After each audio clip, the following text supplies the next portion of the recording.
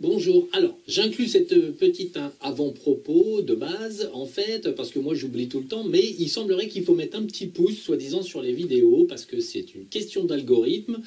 Et jusqu'à maintenant, je ne vous ai pas demandé de le faire, mais visiblement, pour que les vues évoluent, pour que la vérité se distribue, en fait, il faut mettre des petits pouces, comme ça l'algorithme de YouTube comprend mieux qu'il faut diffuser un peu plus. Donc voilà, c'est parce que moi je ne suis pas super technologique, hein, je ne comprends pas tout à ce niveau-là, puis je ne m'y intéresse pas vraiment. Donc bon voilà, mettez des petits pouces sur toutes les vidéos que vous pouvez, ça permettra que l'algorithme réfléchisse et fasse son travail, donc de diffuser quelque chose de bien pour une fois. Allez, à plus tard. Alors, bonjour à tous. Sujet, un petit bout sur le Vatican, parce qu'on a été faire un tour, on a eu des petites démêlées avec quelque chose qui est arrivé il y a près de 1000 ans, on va dire, et dont le Vatican est parfaiement responsable. Donc, bon, ça nous a pris un peu de temps à faire tout un tas de choses de ce côté-là. Alors, le sujet, c'est simplement que, en fait, moi, je me déplace avec des dragons et certains de mes collègues sont des dragons, en fait, qui sont morts après l'Atlantide et pendant l'Atlantide. Et du coup, en fait, après, ils se sont réincarnés en humains. Et on a aussi, on va dire, en situation qui est arrivée, en fait, à la fin, le Vatican met en place la chasse aux dragons, hein, qui se situe entre, je dirais, plus 700 ans, on va dire, en l'an 700 jusqu'en 1300. Le Vatican met en place la chasse aux dragons. Les dragons, en Europe, c'est des grosses choses avec des écailles qui crachent du feu, qui bouffent tout le monde. Ça se cure les dents avec les épées des chevaliers. Enfin bon, n'importe quoi. Donc la grosse guerre du Vatican, on va dire, se passe à ce moment-là. Et eux, ils en profitent en fait pour faire des hordes de mercenaires qui vont débusquer les gens qui aident les derniers dragons physiquement encore présents sur Terre, de l'époque de l'Atlantide, hein, en fait, les dragons ne sont pas tous morts, on va dire, à l'époque de l'Atlantide. Ils ont surtout été victimes de la haine des humains. Donc, les humains les ont tués au fur et à mesure parce que c'était des créatures dérangeantes, trop atypiques, visiblement, pour ce monde. Donc, ils se sont beaucoup cachés pendant des milliers d'années. Et pas loin, finalement, de 12 à 13 000 ans après la chute de l'Atlantide et de la lune de cristal sur l'Atlantide, en fait, il restait encore quelques dragons de ci, de là, disséminés sur la planète. Et à cette période-là, j'ai une personne qui travaille avec moi, en fait, avait des perturbations dans ses énergies, dans son aura, des perturbations de couleurs, plein de petites perturbations. Donc on a été voir. Les perturbations, bien sûr, nous amenaient au Vatican, sur une scène précise. À l'époque, donc, la personne était incarnée en être humain, une femme, et elle protégeait quelques dragons qui restaient, en fait, 3 ou 4 ou 5, des petits dragons qui n'étaient pas très grands, la plus petite variété de dragons, en fait, et qui étaient restés en vie. C'est plus pratique de se cacher quand on est petit. Et en fait, ces petits dragons-là, donc, à un moment donné, la personne se rend compte, parce que ces dragons lui disent aussi, les petits dragons, ils avaient de l'intuition, hein, bien sûr, et ils lui disent par télépathie, il faut partir, il faut que tu t'en ailles, quoi. Et en fait, la personne n'a pas voulu partir, et s'est retrouvée, en fait, victime. Ils ont été encerclés par une horde d'abrutis, d'assassins du Vatican, qui sont arrivés et qui ont tout simplement, alors ils ont tué la femme, mais attention, quand même, le Vatican a des pratiques un peu curieuses, donc ils ont tué la femme et ils ont emporté certains de ses organes, hein, dans certainement des jarres, des choses comme ça. Ils ont tué 1 ou 2 dragons qui bougeaient un peu trop, ils ont conservé quelques-uns en vie et les ont amenés au Vatican. Ensuite, ils ont mis... ils ont mis tous ces organes dans des vases, hein, qui se trouvent encore de nos jours au Vatican, et dans des vases dans lesquels ils ont mis, par exemple, les intestins ou l'estomac de la personne. Ils pouvaient mettre les yeux ou les choses comme ça. En fait, ils mettaient différentes parties du corps, et aussi ils arrachaient les organes aux dragons, et ils disséquaient les dragons relativement en vie. Et à chaque fois qu'ils faisaient une opération de ce genre, en fait, ils conjuraient des organes. Donc en fait, on va dire en catholicisme, conjurer, ça voudrait dire faire quelque chose de bien, mais non, en fait c'est de la magie noire, et pseudo-catholiques de l'époque, là, c'était tous en fait, des jésuites sombres et noirs comme du charbon. Et en fait, ils ont, non pas conjuré, mais maudit les organes, ce qui fait que ça raccroche avec la personne qui est incarnée de nos jours. Et en fait, c'est ce qui gênait en fait, l'énergie qui a lieu à l'heure actuelle. Donc, à cette époque-là, donc, les abrutis, en fait, parce qu'il n'y a pas d'autre terme, les abrutis de dégénérés qui vivaient au Vatican, en fait, faisaient des sorts, en fait, véritablement. Ils mettaient des sorts sur les organes pour que les organes soient maudits, on va dire, et ils savaient très bien qu'ils maudissaient, entre guillemets, la structure de la filiation possible en fait, des dragons qui pourraient s'incarner ou de la femme qui pourrait s'incarner. Ils le savaient très bien, ils savaient très bien ce qu'ils faisaient, c'était de la magie noire standard. On maudit quelque chose pour que dans le temps, ça fasse quelque chose de merdique. Donc, nous, on est tombé là-dessus. Donc, bon, ça concernait une personne qui travaille avec moi, un de mes canals. Et donc, elle avait des problèmes, on va dire, énergétiques liés au fait que certains de ces organes étaient maudits dans le passé. Donc ça crée des liens, surtout de malédiction, hein, parce que l'organe, en fait, il est mort, il est dans un bocal, c'est pas le sien. Mais comme il y a eu en fait de la magie noire qui est dessus, en fait, il a fallu défaire tout ça avec des dragons bleus. Alors on a été un peu obligé de descendre au Vatican avec plus de, je sais plus combien de dragons, mais enfin pas mal. Des dragons bleus, on en avait un peu plus de 50 la première fois pour en fait nettoyer toutes les saloperies du Vatican. C'est-à-dire que bon, on n'a pas que nettoyé la personne qui nous concerne, on a nettoyé tous les vases présents, toutes les reliques débiles du Vatican. Hein. Alors, il y a des fois, il y a des boîtes à reliques, il n'y a rien dedans. Il n'y a rien, strictement rien, c'est une boîte vide. Hein, c'est un mensonge avec une boîte vide. Et parfois, il y a une dent de cochon dedans, bon. Et d'autres fois, en fait, vous avez des morceaux d'organes qui ont appartenu à des dragons, à des êtres humains, à des choses comme ça, qui sont maudits et on se les refile entre évêques, cardinaux et autres. Alors, ils sont rares les personnes dans le Vatican qui savent exactement quelle relique merdique ils filent à un pote.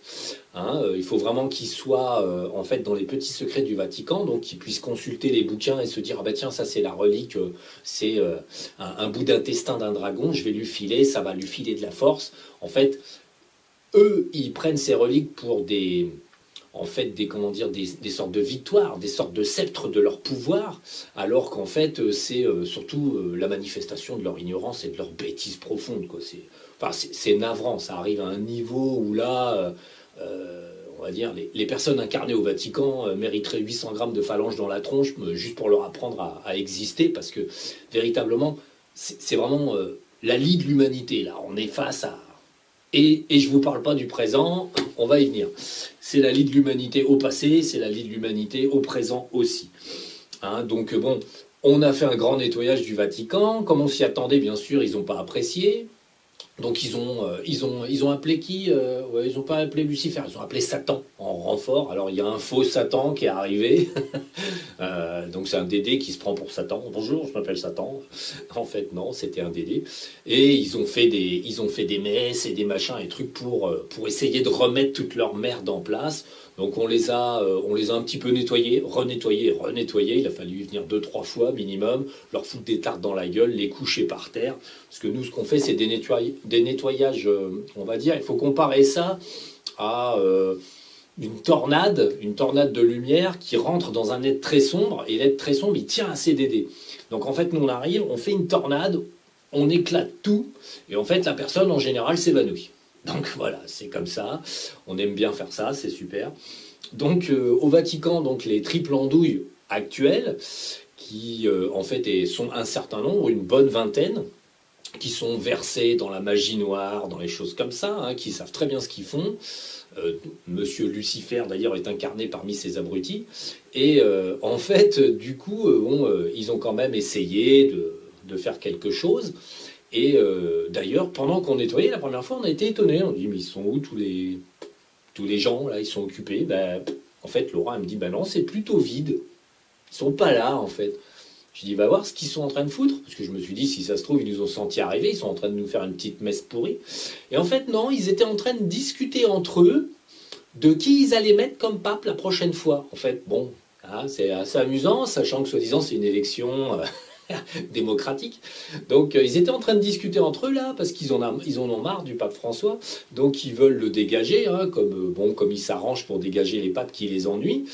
Et du coup, là, ils étaient en train de discuter de quel pape ils allaient mettre, ils étaient en train de réfléchir. Alors Lucifer ne sera pas élu, visiblement, il n'a pas le bon statut. Lucifer, c'est je sais plus quoi, des cardinaux, ou je sais pas quoi. Il n'a pas un très grand grade, mais par contre, il est versé dans tous les trucs pourris. Il sait lui-même qu'il est Lucifer, hein, quand même, c'est bien, ça lui donne un bon point. Il est content, c'est une triple buse.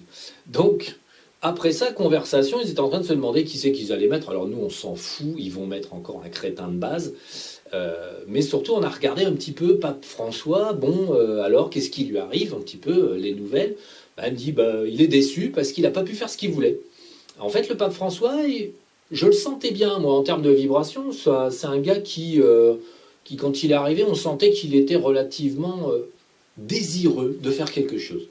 Et en fait, il n'a pas pu. Alors, il a essayé de faire certaines choses, il a essayé de faire bouger les lignes, de faire avancer un peu le schmilblick, et en fait, il s'est vite rendu compte qu'il était pieds et poings liés, bien qu'étant pape, il n'a pas le pouvoir, et il n'a pas l'autorisation de changer finalement comme ça marche ou comme ça marche pas. Point. Du coup, bon, il a un peu échoué dans ce qu'il pensait faire, il est un peu déçu, et en plus, là, bon, comme ils ont envie de le virer, ils ont collé des tas de sorts, des machins, des trucs, donc nous, ce qu'on a fait, c'est qu'on a retiré les sorts sur le pape François, parce que c'est pas une méchante personne en soi, donc il a fait ce qu'il a pu, à un moment où ça aurait été sympa qu'il fasse quelque chose de bien, mais il n'a pas pu. Donc, on a retiré tous les sorts qu'ils étaient en train de lui jeter, là, toute l'équipe d'abrutis qui est autour de lui. Et ensuite, on a regardé un petit peu parce que bon, on se déplace dans le Vatican, bon, puis on regarde, puis dans la chambre du pape François, tiens, on voit un truc bizarre. En fait, on voit quelqu'un sur le lit. Hein, c'est embêtant ça.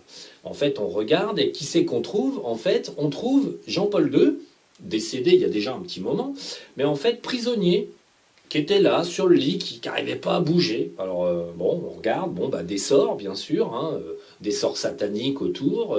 En fait, ils l'ont emprisonné parce que comme Jean-Paul II était un petit peu trouble-fête, c'était un trouble-fête, un gars qui voulait faire des trucs, ça les a énervés. Et en fait, ils n'étaient pas contents parce qu'il n'a pas obéi au doigt et à l'œil, et il en a fait qu'à sa tête. Du coup, quand il est mort, ils lui ont fait un sort de façon à ce qu'il reste bloqué comme un con sur son lit.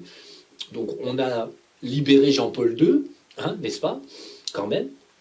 Et ensuite, quand même, on s'est dit, on va quand même faire le tour au cas où ils aient enfermé quelqu'un d'autre. Et alors là, on est tombé sur une curiosité, en fait, dans une petite crypte, loin, en dessous du en dessous des en dessous, à un endroit, à mon avis, qu'ils ne savent même plus qu'il existe. On a trouvé un tombeau en pierre, et là, quelqu'un de coincé. Ah, on prend le gars, on le sort, et en fait, on regarde, et, oh, ça fait longtemps qu'il est là, lui. Hein, bon, et on a regardé, il s'agissait de Clovis. Alors, Clovis Ier, roi des Francs, donc mort en 511, donc, et en fait, il l'avait emprisonné dans un sort parce qu'il craignait que Clovis Ier soit peut-être une réincarnation du Christ. Donc, pour éviter que le Christ ne puisse se réincarner, car en fait, la seule chose qu'ils craignent par-dessus tout, c'est qu'un jour se pointe le Christ et qu'il dise tiens, vous me rendez les clés de la maison. Et du coup, c'est un gars avec une tête genre légitime et tout, quoi, blond, cheveux longs, barbichette, donc bon, le contraire de moi, quoi. En fait, il va se pointer et il va dire non, non, vous me rendez les clés, c'est à moi, c'est ma religion. Donc déjà, c'est ignorer que la religion catholique n'appartient pas du tout au Christ. Lui, il n'a jamais rien fait de ce genre. Je referai la vie du Christ, je vous redirai ça. Mais du coup, leur plus grande crainte étant que le Christ, en fait, vienne réclamer son dû, ils ont littéralement, en fait, sympathiquement, emprisonné Clovis Ier dans un sort pourri de l'époque. Et du coup, il est resté coincé quand même. Il est mort en 511. Faites les comptes, ça fait un petit moment qu'il croupit bien gaiement en dessous, plus de 1500 ans en fait. Donc voilà, ça c'est le Vatican, hein. Donc c'est sympa. Donc après, du coup, bon, en nettoyant, renettoyant, nous on était déjà venus une première fois parce qu'on avait eu une patiente, on va dire, qui était venue et puis qui avait été victime de sacrifices humains qui ont lieu au Vatican régulièrement, faut bien le dire. On avait libéré pas moins de 1000 personnes qui sont balancées dans des cryptes aux alentours. Hein. Ils ont des cryptes, des trous. Ils sacrifient une gamine, un gamin, et hop, ils le jettent avec les autres. Donc toutes ces âmes sont prisonnières en général, ou ont subi des souffrances importantes, parce qu'en fait, il y a des sorts qui sont faits dessus, des choses comme ça. Du coup, bon, bah, ces pauvres gens, en général, sont bloqués. Là, la personne n'était pas bloquée, parce qu'elle avait réussi à partir dans l'astral supérieur. Mais par contre, il y avait pas mal de monde qui était emprisonné. Ça avait déjà été fait précédemment, donc on n'a pas eu à récupérer des victimes annexes, puisque c'était fait, mais on a juste récupéré Jean-Paul II et Clovis Ier, roi des Francs, premier roi des Francs. Donc bon, c'est comment dire, c'est le résultat en fait du despotisme des débiles les plus profonds de la planète, quoi. Des gens qui, sous le couvert d'une religion, parce que en fait leur vraie religion c'est Démurge. Ces gens-là sont affiliés à Démurge, croient que Démurge c'est Dieu. Hein, faut dire à quel point ils sont complètement à côté de leur pompe, et ils servent Démurge parce que ils estiment que c'est lui le patron. Donc voilà, donc le Vatican c'est ça, quoi. Hein. Faut pas rêver, quoi. Un jour, s'il sort un prêtre du Vatican qui est sérieusement bien, bah, je veux bien payer des cacahuètes ou des cerises à quelqu'un, c'est gratos. Hein. Honnêtement, on fait pas du bon avec de la merde. Hein. Ça va pas, c'est antinomique. Oui. Et puis après, ouais, donc bon.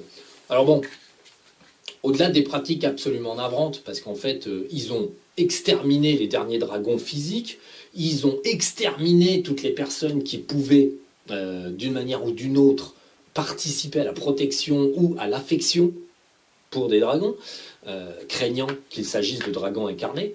Donc les effets de magie noire sont quand même assez problématiques, parce que les personnes qui sont au Vatican essayent de réamorcer à chaque fois ces choses-là. Donc là, nous, on a réussi à se débarrasser, puis on a coupé les liens tout simplement des vieux organes avec des personnes incarnées possibles, et toutes les personnes qui sont même désincarnées, de façon à ce que cette magie noire soit annulée. Et en plus, on a détruit complètement, on va dire, tout ce qui avait été fait. Bon. Et par la suite, on a regardé, parce que moi, je savais que le Vatican était construit sur un temple romain, ancien temple romain. Donc on avait regardé un petit peu ça. Puis en dessous, bien sûr, puisque les temples romains étaient en général bâtis sur des temples atlantes, pour cacher en fait les vestiges atlantes, on a regardé, effectivement, le Vatican a une énergie particulière, parce qu'en fait, il y a un cristal, un gros cristal, ce qu'on appelle un pied de cristal qui servait pour le, on va dire, le système atlante, hein, qui permettait en fait, de faire une énergie positive sur la Terre entière. Donc le système de protection énergétique atlante. Donc là, il y a un gros cristal dans une salle qui est très profondément enfouie. Alors eux n'ont pas accès à cette salle, ne savent même pas qu'elle existe, mais ils ont bien senti qu'il y avait une énergie particulière. Alors on a regardé, parce qu'on s'est dit, bah, forcément, il y a un cristal, ça va être de la bonne énergie. Et en fait, à peu près en l'an 700, des prêtres sombres comme du charbon ont créé des amalgames, puisqu'ils voyaient bien qu'il y avait une énergie qui était intéressante, mais ils n'arrivaient pas à la salir, ils n'arrivaient pas à dégueulasser le lieu, en fait. Donc, en fait, ils ont créé un amalgame, alors à partir de sang, de charbon, de bouts d'organes, ils ont fait des sorts dedans, mais surtout, ils ont mélangé des matières qui sont du bitume, des choses comme ça. Ils ont mélangé des matières nauséabondes, en fait. Et ils ont enfermé ça dans du bitume, et en fait, ils ont créé des masses. Ils en ont mis tout autour, on va dire, du cristal, sur une pièce annexe, ce qui n'ont pas pu pénétrer dans l'endroit où il y a le cristal.